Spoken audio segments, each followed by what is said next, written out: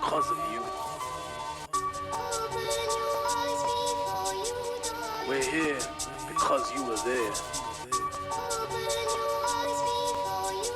We've arrived from every corner of the planet to this nation to seek the fulfillment of the promise of America.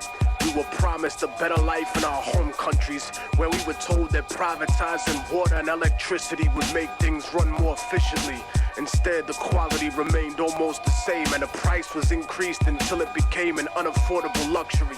Some corporations are more efficient than government, but their motivation is not the health or well-being of the people. It's only about profit. Everything else, their image, their human resources, their public relations, only exist to protect the reality behind it.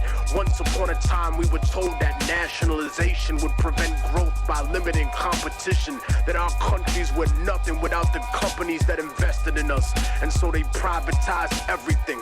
Everything in our country was owned by people that had no connection to our culture, by those who never had our interest at heart. They didn't care about our survival or well-being. They just wanted to turn a profit by raping the land, by exploiting our people, our industry, and our resources. They took everything we built and made it theirs. First by creating racism to justify slavery, building the capital for capitalism. And then when they gave us what they called liberty, everything we had was still owned by them. Our governments told us that socialism was the real enemy and that we would have freedom, but the foreign powers and corporations were the ones with the real freedom. The freedom to take all the wealth generated by our work and our land and give us only a small percentage of the scraps from the table. Their lust for power and their greed drove them to betray not only us, but themselves and the word of their own God.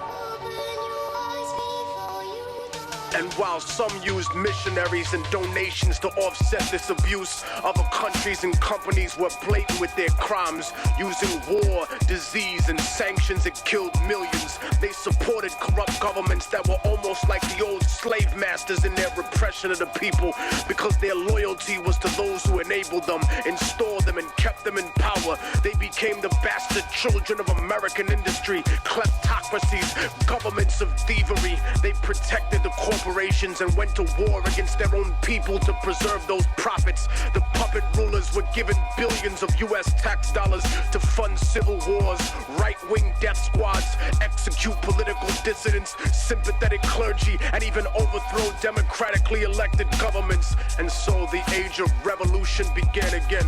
They painted it as godless terrorists versus the free world and the free market. But the free market has never been free, because the market does not regulate itself. It is manipulated like a puppet, and it survives because of its image.